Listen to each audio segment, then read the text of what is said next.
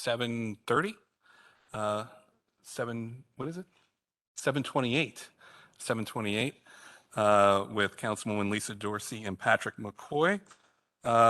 And item number 2, comments, suggestions, petitions by residents in attendance regarding items not on the agenda.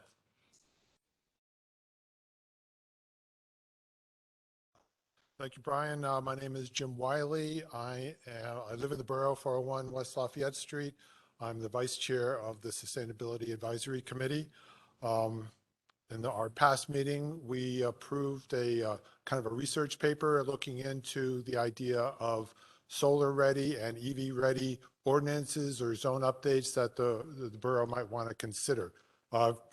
Just really quickly, I prepared a kind of a one-pager info sheet here. I also have that research paper that I'd like you all to look at when you have a chance. So I won't be available in May, but in June, maybe we can have a fuller presentation on this. So electric vehicle action is more urgent because of I'm saying more urgent than the solar ready thing. So I'm going to talk about that.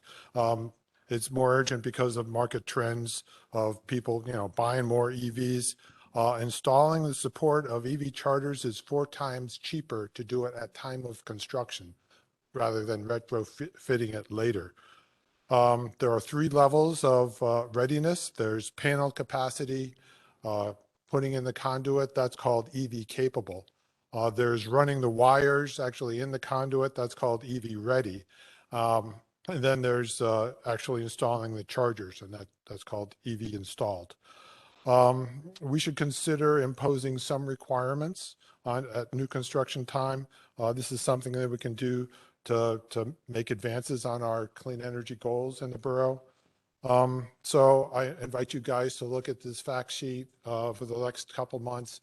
Be happy to engage in any questions. Anybody that you advise me to consult with to make a better presentation, let me know. Some things to think about is what timeline we want to consider, the percent of parking spaces we want to try and require if we want to get there, percent of level 1 and level 2 chargers, and I can talk about what that means next time.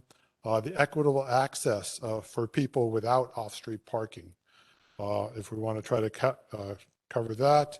And should this be, and this is outside of my wheelhouse, so I'm looking for you guys to help me understand, should this be an ordinance proposal, a zoning update, a resolution to engage with stakeholders, or something for variance bartering and stuff like that. So that's my quick presentation. I look forward to talking with you about this in June. Thank you, Jim. And Sean, can we put him on the agenda then for June? For June, yes, yes. Thank you. Smart growth.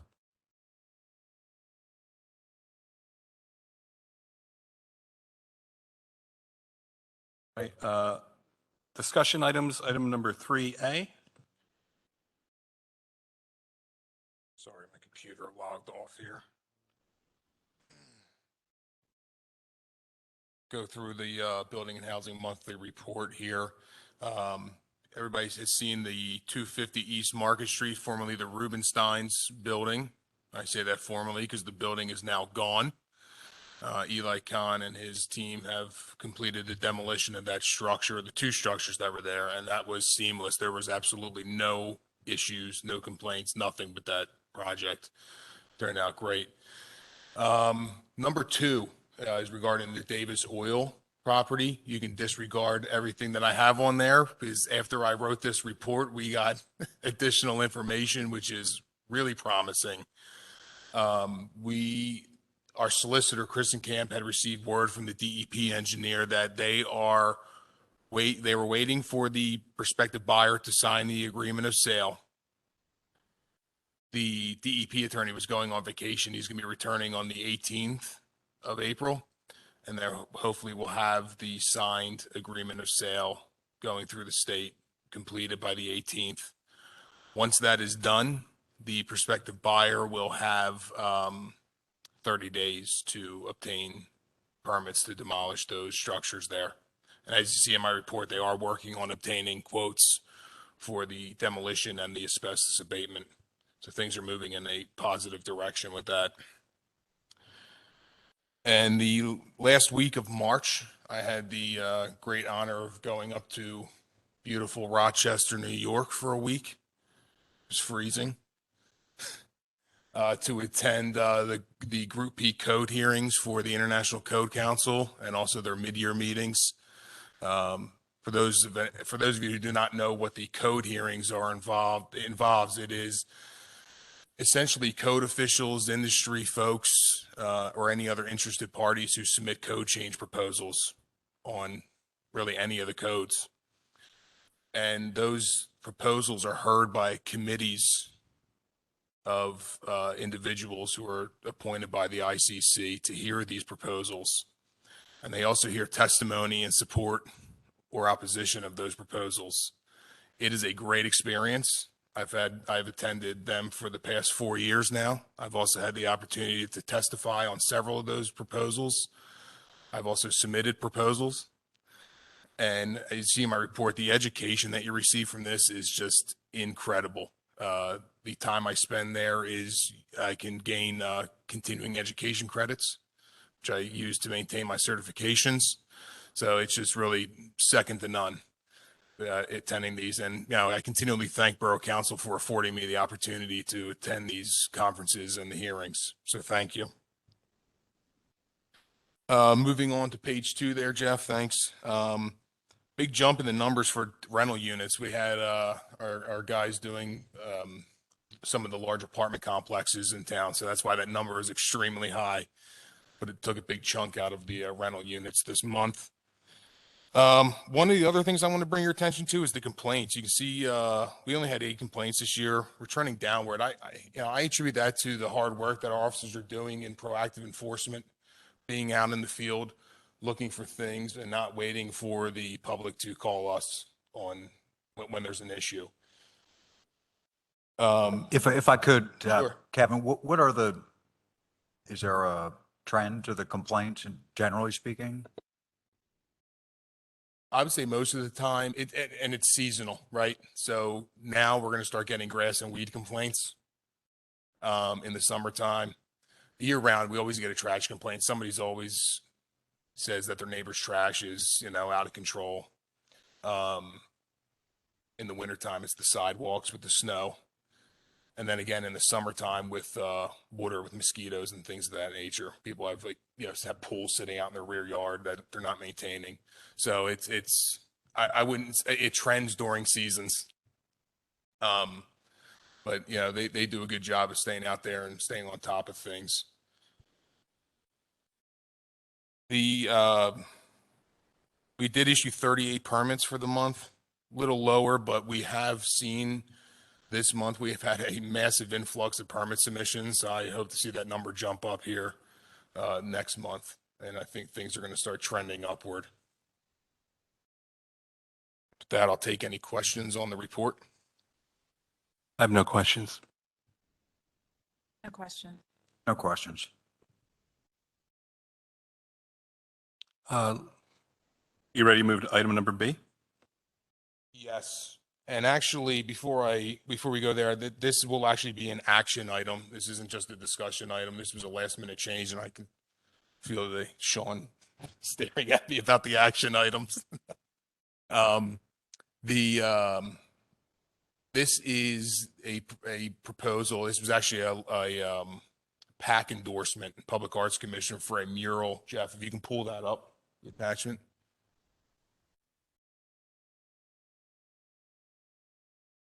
Should be some photographs. This is for a mural at 113 West Chestnut Street. The PAC also did receive a letter of support from HARB for this project. And much like we do our HARB certificate of appropriateness, when PAC endorses a project, we're essentially approving their version of certificate of appropriateness, just like we did the HARB's application. So they're asking for approval for this project to move forward. Where's this, Kevin? This is 113 West Chestnut. This is the Friends Association. care and protections, just on the. Is that where the parking lot is? That there's a parking lot in that area? I No, believe? Jeff, there might be another photograph of the building. There you go. They just have a large wall there that they taking advantage of. I mean, I like the project, and I know that Harb was for the project. Great recommendation, letter that they wrote as well. Yeah, I'm also in favor of it. Yep, 3-0.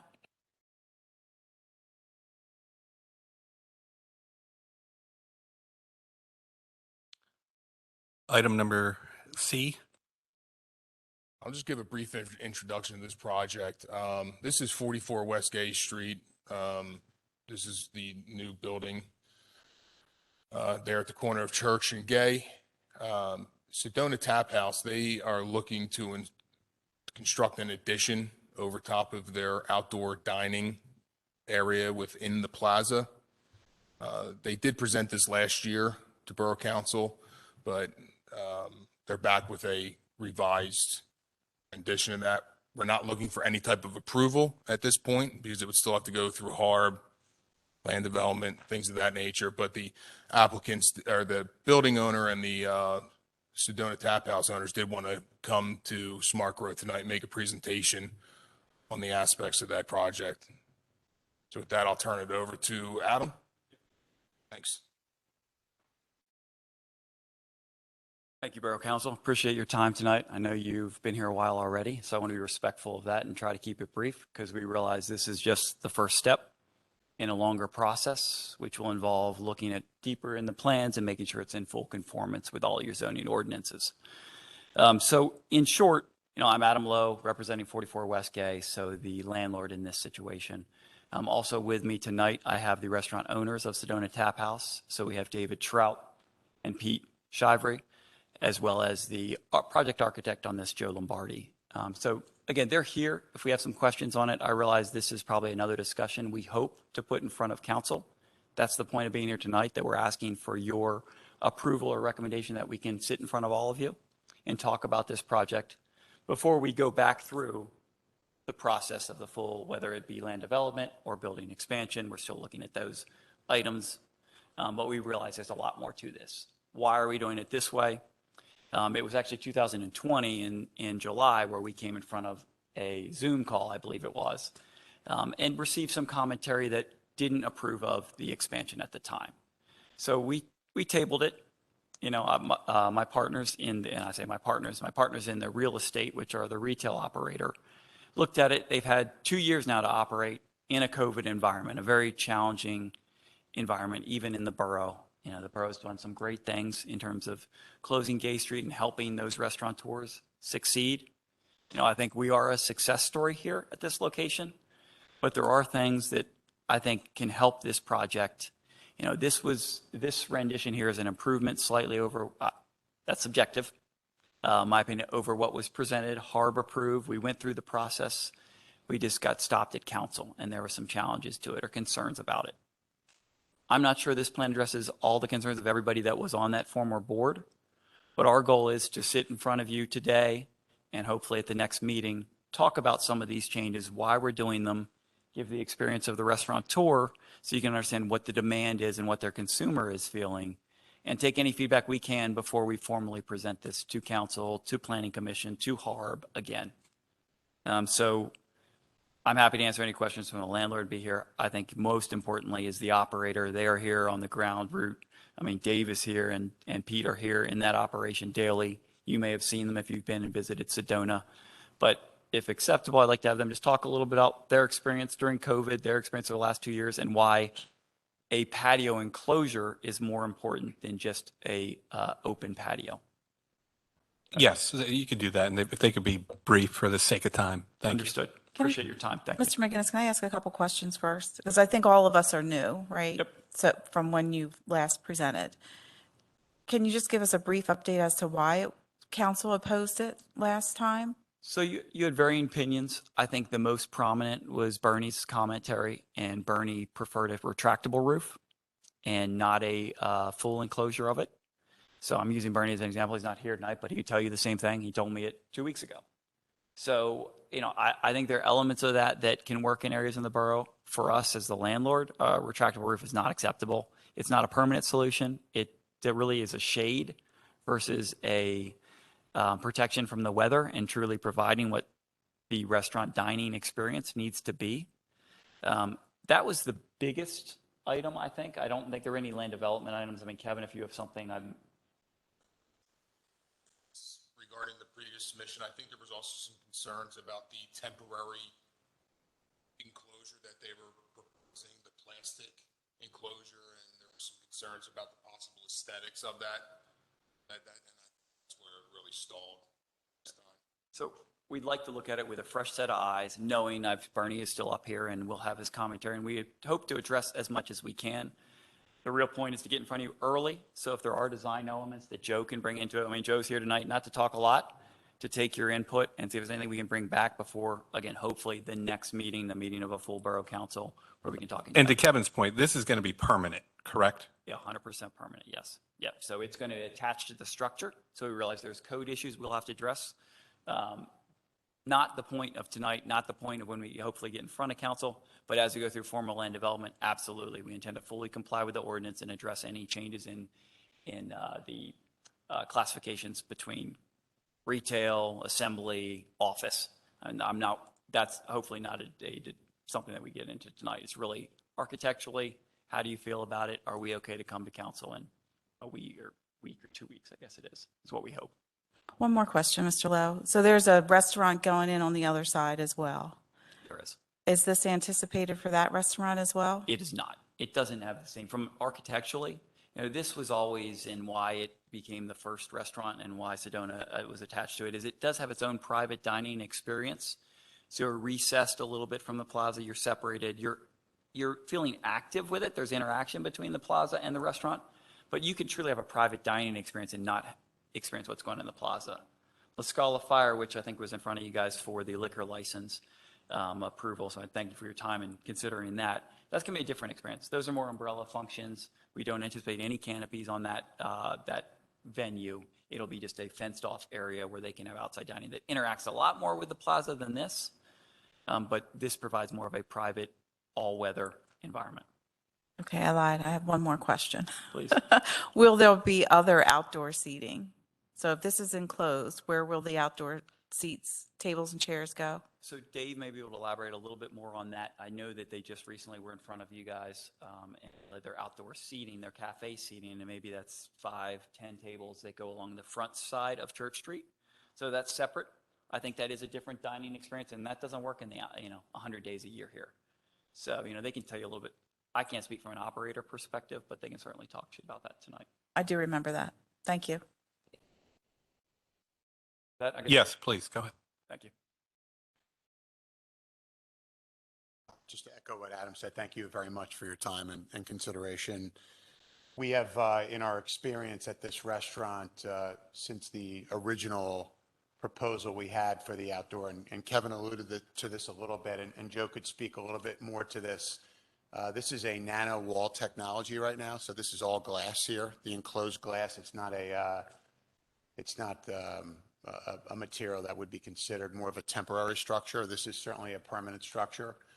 It does add a private dining component, which is within the nature of this concept. Our restaurant in Phoenixville has a private dining room. We don't have that ability here in Westchester. This would address that, but I think that's probably third on the list of things that that concern our consumers. There's still a high demand for outdoor dining now, and this space will speak to that. So even if there's seasonal days where we experience in November or December, you get a pop-up 60, 70-degree day, this window, this wall here, this nano wall will fully open. So this will be considered an outdoor space with the full front that you're seeing below the Sedona Tap House sign there. That entire structure will open there. So I think it'll speak to what Adam said about being, working with the functioning plaza that's there now, existing plaza.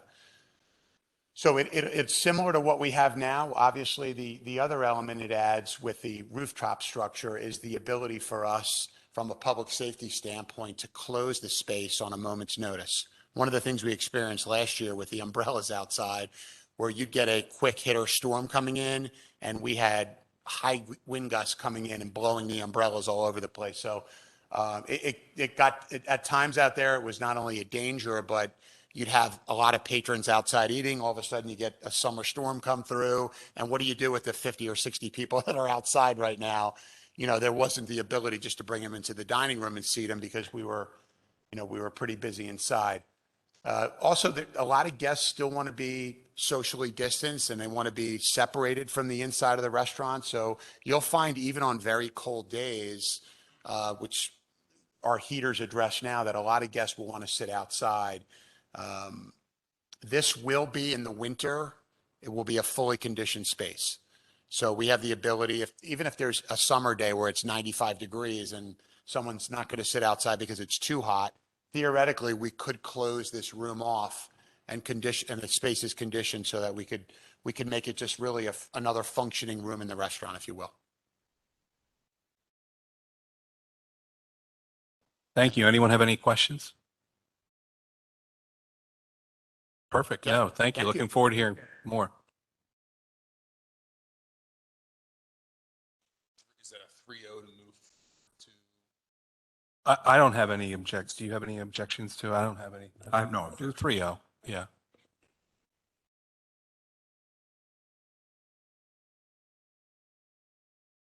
Section 3, item number D.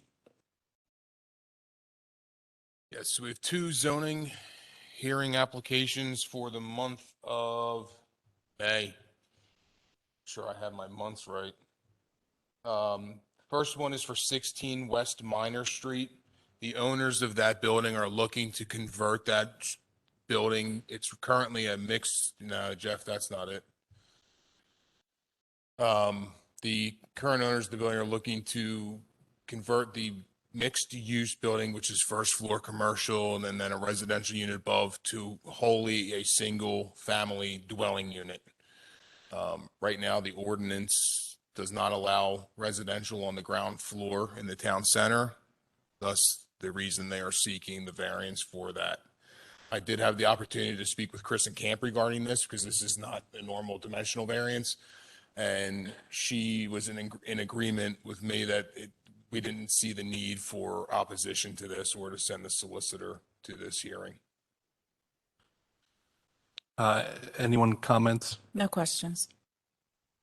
No questions. We can move forward. Okay, the second one is 17 West Biddle Street. The applicants are seeking 2 dimensional variances from the area and bulk regulations of the maximum impervious and the maximum building coverage in order to construct a sunroom addition on the rear of their property. My recommendation would be that we do not send the borough solicitor, as it is a dimensional variance. Any questions? No questions. No questions. We can move forward. Action item A. I'll wait for Jeff to get the resolution up there. Excellent, thank you. So this matter came up and we had, I think when we had the class for all of the new council members and the planning commission and the zoning members, where Kristen Camp and her colleagues presented some land use and zoning regulations to everybody. After discussions with our solicitor's office, it had come to light that due to an obscure law in the Pennsylvania Uniform Construction Code, which I was not aware of, that we, the borough, are not required to provide construction documents or building applications as part of a right-to-know request. They are not subject to the right-to-know law because they are covered under the Pennsylvania Uniform Construction Code. Previously, we had been giving out this information within reason to applicants who were seeking that information.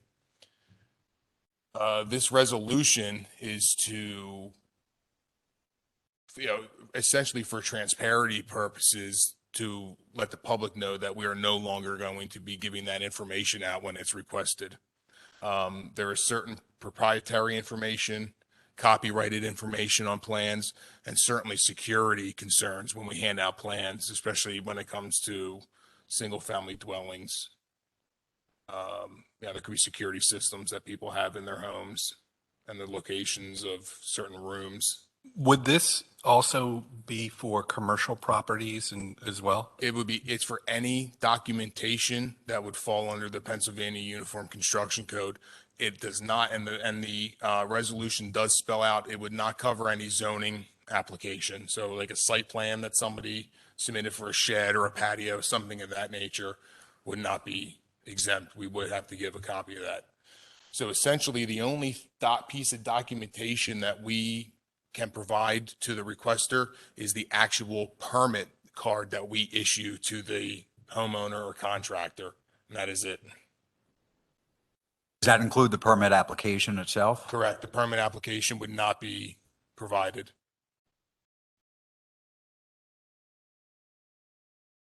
Do you foresee, or could you look back on the last 5 years, and would having this in place be a problem? No, it's not going to be a problem. In fact, I was always uncomfortable giving the information out, especially when somebody says, hey, can I have the plans to my neighbor's house? Right? I'm in agreement with that. Yeah. We've always, and under the Pennsylvania right to know law, we've always withheld any information that would be sensitive, especially for schools, banks, things of that nature. We don't give out plans for that, obviously, but this would certainly clamp down on the information that we're providing to the public. Any questions, Councilwoman Dorsey? No. Yeah, we can move forward with this. Action item under 4B. Yes. All right. This is a little convoluted, but I'll try to keep it brief.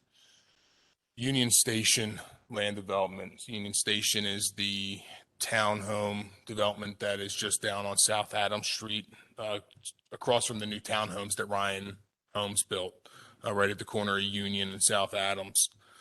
That project has not been closed out for the past 10 years or so. There were several issues with that early on. There were several contractors involved with different phases of the land development. We have been trying to get the developer of phase one to complete punch list items that our engineer has identified that needs correction on the site. We had no response from him. We then sent a letter to his bonding company, who were holding the bond for the work, and declared them in default. We eventually did receive word back from the developer, and here, fast forward today, here we are, and we have worked out through the borough, the solicitor's office, and the developer, this settlement agreement. And essentially what the settlement agreement does is it allows the borough to, through our engineer, obtain a contractor who's going to do the work. The developer is also going to provide to the borough $185,000 that we will hold in escrow for that contractor. And as the work is completed, we will then release those funds to the contractor to pay them for the work. We will not have a contract with the contractor. That will be done through the land development contractor who originally did the work. So we do not have to bid it out. We don't have to pay any prevailing wage. So that we'll keep that separate. The only thing the borough's going to be is to inspect the work, make sure it's done, and be a vessel to pay the contractor and hold that money as surety.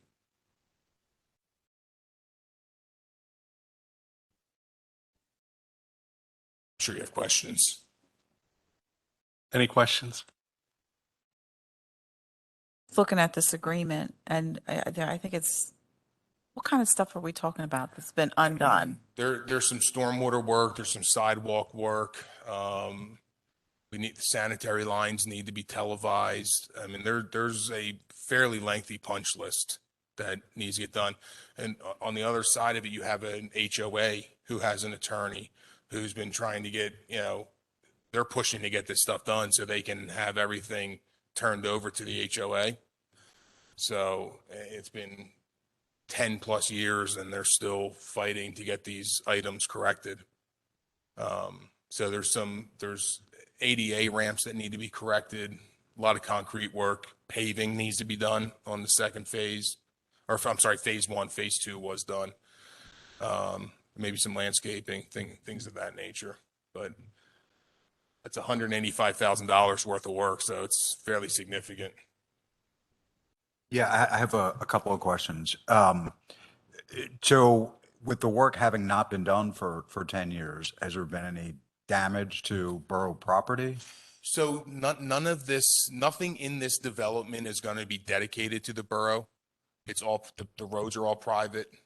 I mean, obviously they have sidewalk that goes around the development, but they would be responsible for the maintenance of those sidewalks. But yes, some of the sidewalk, because the project was never closed out and turned over to the HOA to where they would maintain it, there's a lot of sidewalks that have deteriorated that need to be replaced. Tripping hazards have come up. Some driveways needed to be replaced because there was large linear cracks that had formed across them due to utility trenches. There was large areas in the road, the interior road, that had to be repaired because utility trenches had settled. So yes, to answer your question, there were things that had developed over that time. But the 185 covers all of that. The 185 is more than what we expected to cover for the work that needs to get done. The remaining escrow, I think, was 156,000 if I'm recalling correctly. But the municipality's planning code allows the borough to request more funds above what the original financial security was. So we came up with the 185,000 number. So the 156 will come from, as part of the settlement, will come from the bonding company, and then an additional whatever will come from the owner? No. So what's going to happen is the contractor, the land development contractor, is going to post either certified check or cash $185,000 with the borough. We will then tell the bonding company that they can close out that bond, that they've settled it, and we're holding the escrow now. So the bonding company is now out of the picture, and he will get his money back from the bonding company. So I'm a little still skeptical of the actual owner still contracting for the work. Well, they're going to get paid by the borough. We're going to release those funds to the contractor. So they have to do the work. If they want to get their money back. But contractually, they're working for the owner developer. Correct. And they're going to enter into this settlement agreement with the boroughs. They're going to be legally obligated to complete this work and post the funds. Can you continue to hold the bond until the work is actually done? The bond, Not release it? you mean the bond with the original bonding aid? Not if they enter into this agreement. Obviously, we'd have to release that, but no, I don't think so, because that money is above and beyond what the remaining balance of that was. So essentially, he's getting the money from the bonding agency and turning it over to us, and we're holding it. What's the estimated time frame for completion for these projects? If once we get this signed, I would hope that they can once we get a contractor on board, I would say maybe 2 months, depending on weather.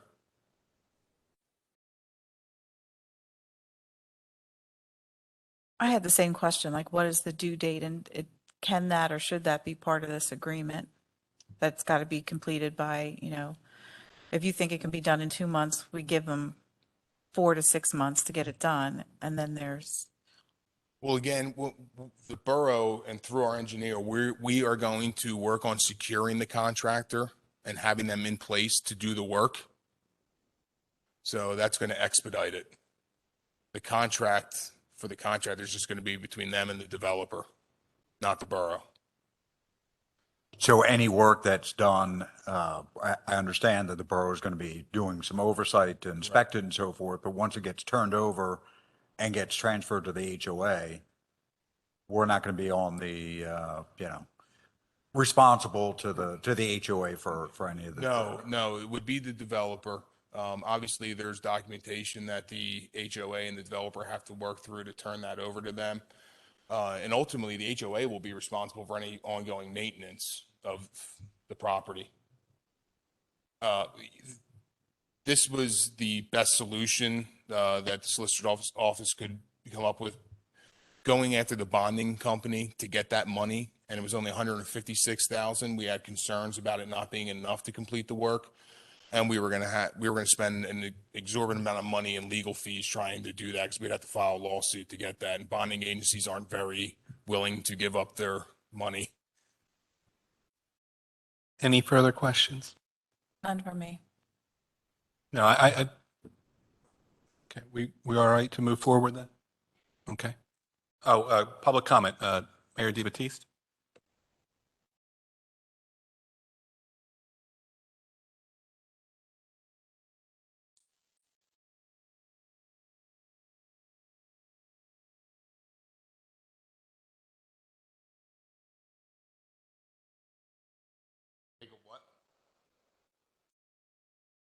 So that $185,000 will cover all the engineering costs that are associated for the inspections, just like we have any type of land development, right?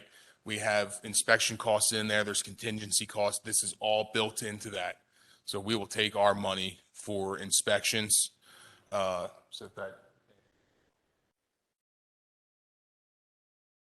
Thank you. Under section 4.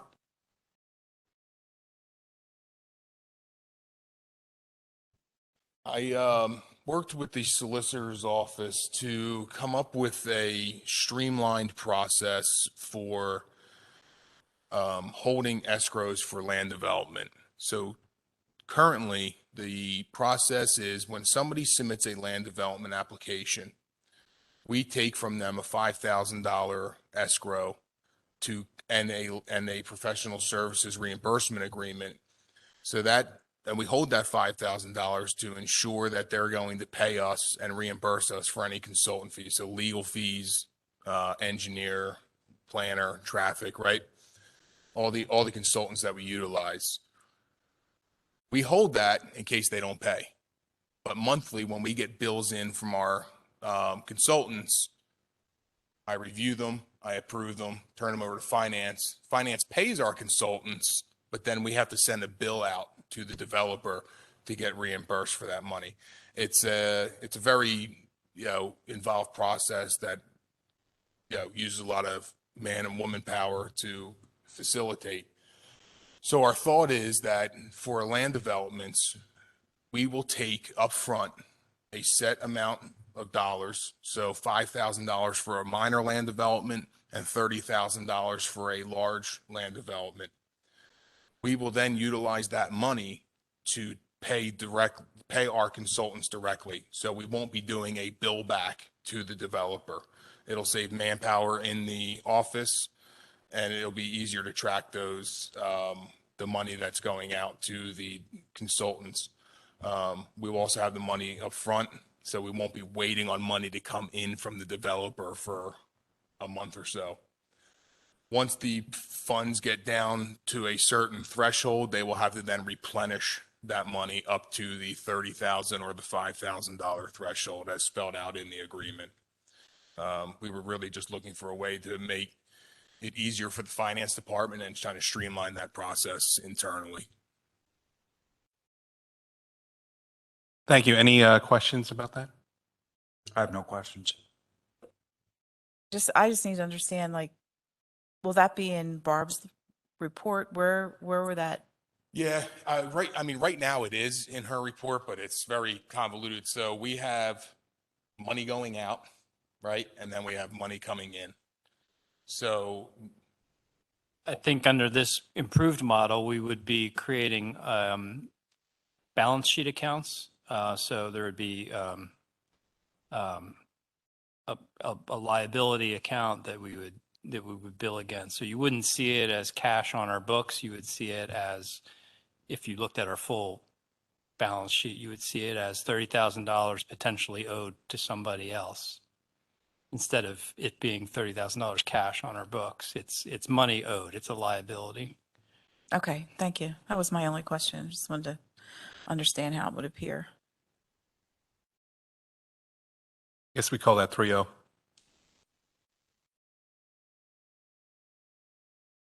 Item number D.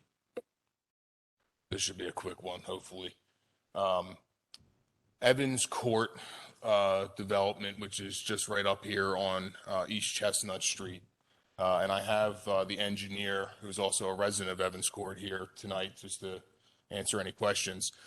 Essentially, what happened there when they originally built that development, what they believe, the development believes that there was an error in the plotting of that land. They conducted a survey there, and there was a small, was about 600 square feet of land.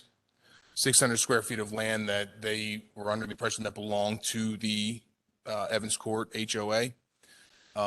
It was actually deeded to the adjacent property owner. They had discussions with that property owner to purchase that 600 square feet to clean up the deeds, clean up those lines. They did facilitate that agreement with that adjacent property owner, but now they need to go through the borough to get to file for a deed of correction with the county, because they need to change the deed descriptions for both of those properties.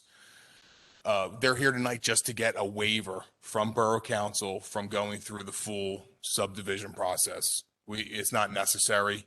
It's such a minor issue, and it's really just a deed of correction, but formally they need to get that waiver so we can provide a letter for them to the county when they go to file those corrected deeds.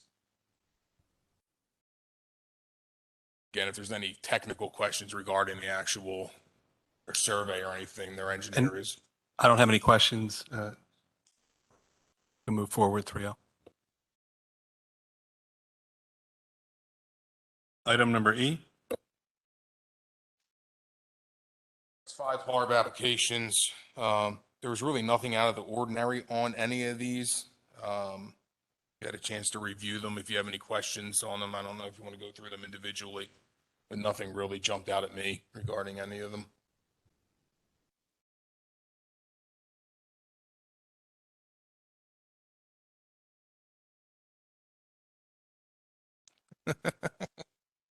Any questions, Councilwoman Dorsey? No. All right, we can move forward 3-0.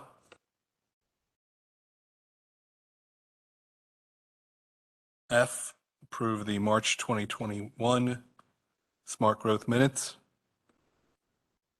Approved. And then we could adjourn. Thank you.